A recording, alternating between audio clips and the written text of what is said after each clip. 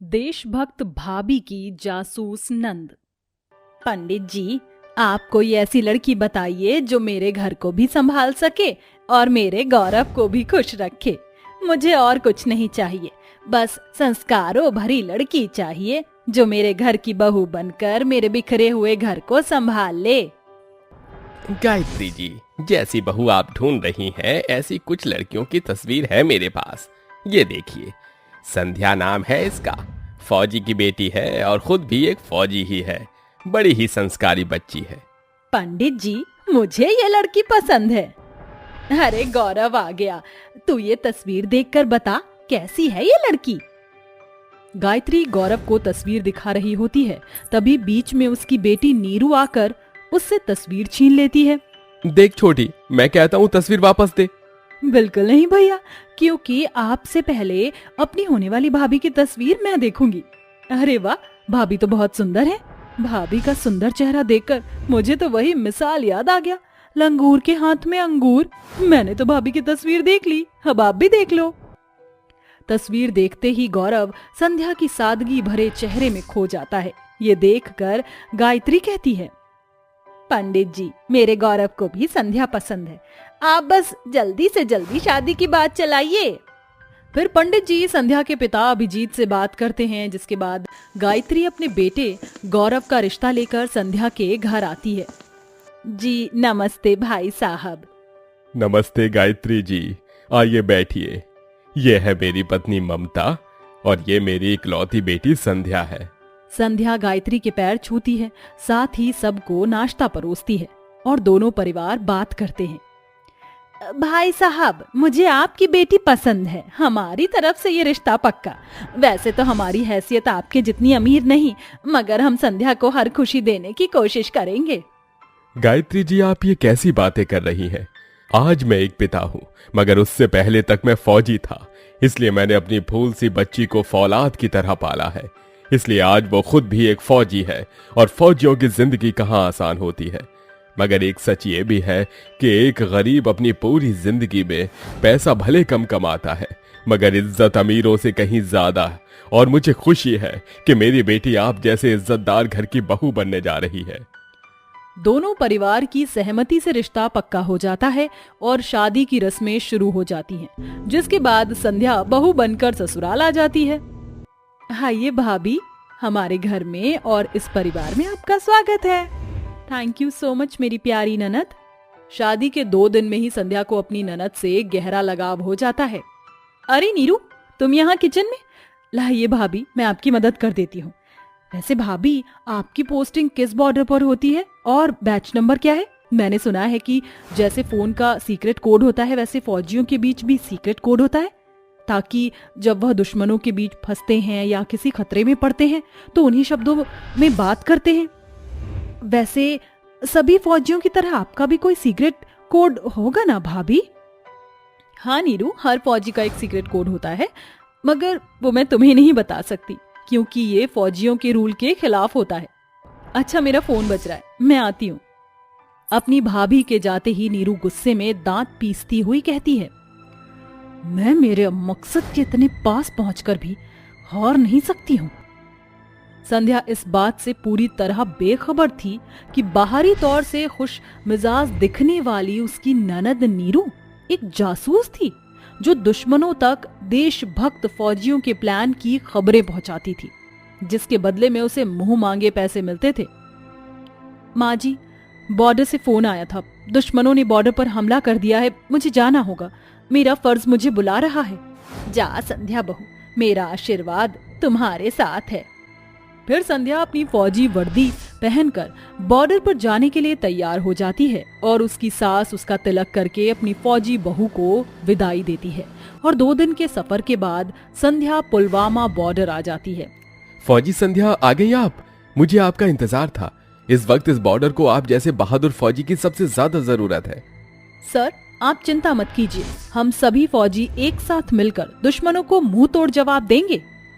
रात में सभी फौजी खा पीकर अपने अपने कैंप में सो रहे होते हैं। तभी नीरू के फोन पर जफर नाम से किसी का फोन आता है। जैसे ही नीरू फोन उठाती है तो दूसरे साइड से कोई उसे जोर जोर से चिल्लाने लगता है। नीरू, आखिर तुम कर क्या रही हो? अगर तुम भूल गई हो तो मैं तुम्हें बता देता हूँ, तुम एक जासूस हो जिसका काम है मुझे हिंदुस्तानी सिपाहियों की खबरें देना। अब जल्दी से अपनी फौजी भाभी को फोन लगाओ, अभी। जी जफर भाई, मैं करती हूँ। अगले ही पल नीरू अपनी भाभी को कॉल लगाती है। हेलो भाभी, कैसी हैं आप? कुछ नहीं नीरू, सभी फौजी सो रहे हैं और तुम्हारी भाभी ऑन ड्यूटी है। उफ भाभी, आप फौजियों की जिंदगी भी ना कोई जिंदगी नहीं। भाभी, वैसे वहाँ कितने फौजी हैं? आप सभी के पास हथियार तो है ना? नहीं नीरू, हम सभी के पास हथियार बहुत ही कम है और पुलवामा का ये बॉर्डर सुरक्षित नहीं है। भाभी आप चिंता मत करो, कुछ नहीं होगा, मैं रखती हूँ। नीरू अपनी जासूसी भरी बातों के साथ अपनी फौजी भाभी से बॉर्डर की जानकारी लेकर दुश्मनों तक पहुंचा देती है। वहीं रात के 4 बजे संध्या की आंख लग जाती है।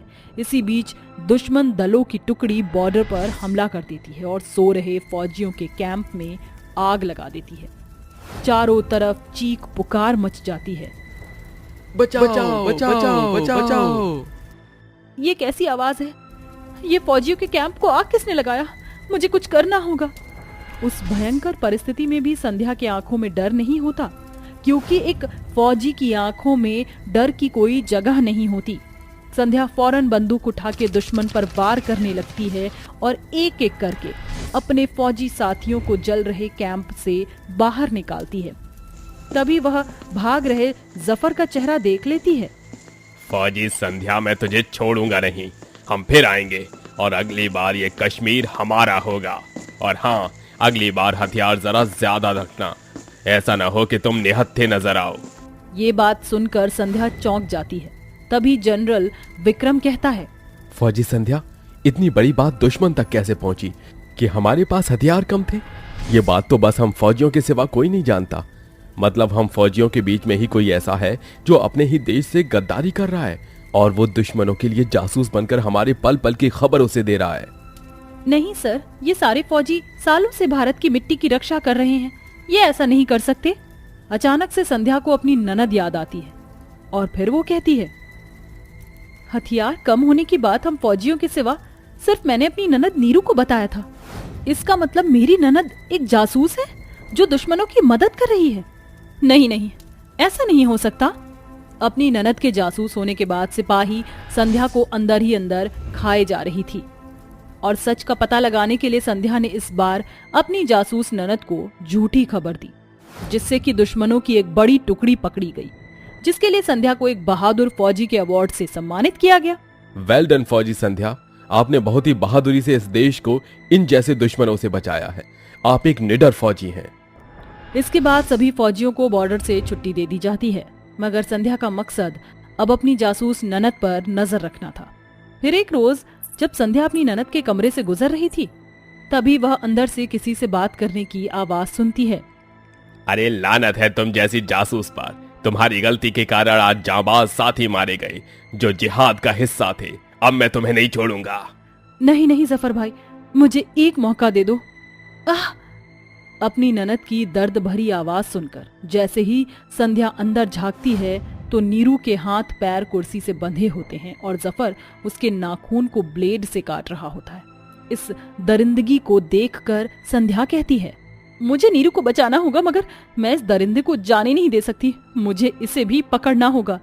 संध्या होशियारी से काम लेते हुए खिड़की से अंदर आ जाती है और जफर को अपने गिरफ्त में जकड़ लेती है।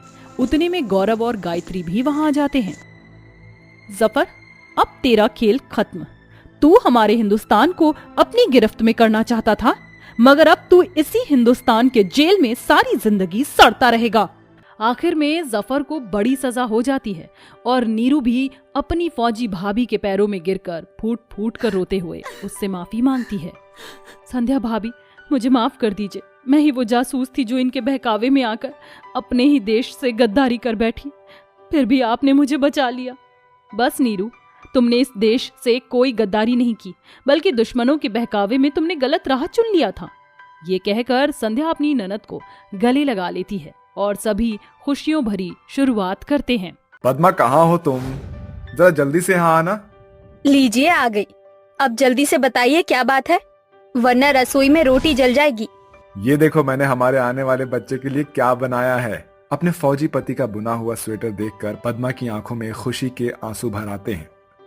अजी सच में ये स्वेटर आपने अपने हाथों से बुना है? मुझे तो यकीन ही नहीं होता। तुमने अपने फौजी पति का हुनर अभी देखा ही कहाँ है।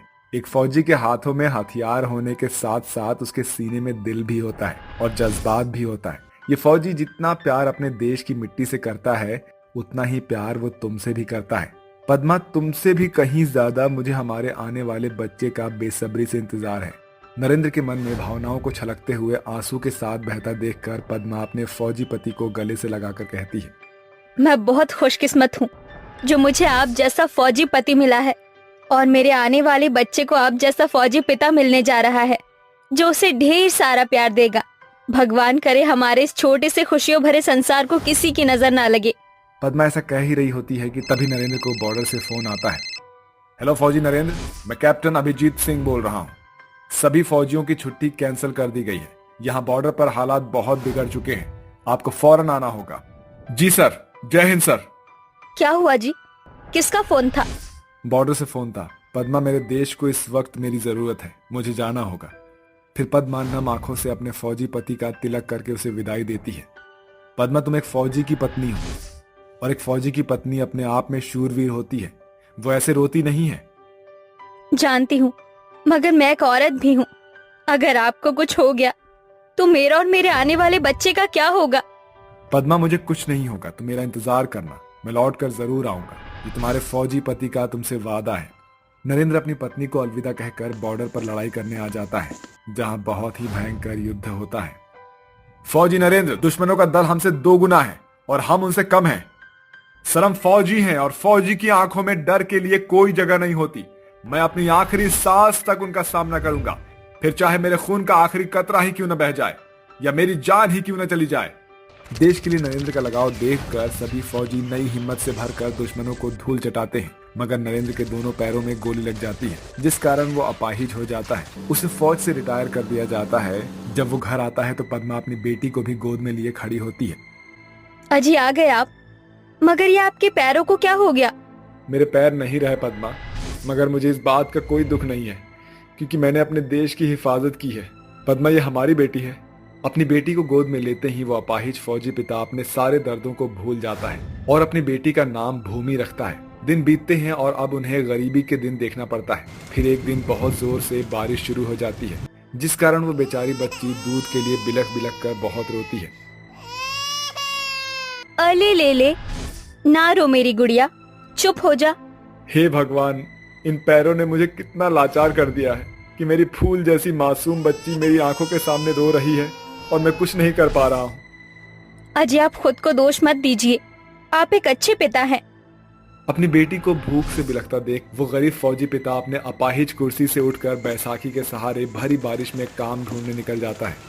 भाई साहब, कोई काम मिलेगा क्या? अरे तू अपाहिज क्या काम करेगा, तू बस अपनी बैसाखी संभाल, तेरे लिए कोई काम नहीं है, चल भाग यहाँ से।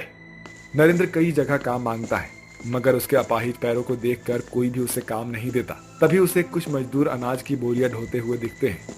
नरेंद्र वहां आकर काम मांगता है। भाई साहब, कोई काम दे दीजिए, मुझे काम की बहुत जरूरत है। मुझे मेरी मासूम बच्ची के लिए घर पर दूध लेकर जाना है। मगर भाई, तुम इतनी भारी बोरियां कैसे उठाओगे? भाई साहब, पैरों से लाचार तो आज हुआ हूँ, मगर इस फौजी के बाजुओं में अभी भी बहुत जान है।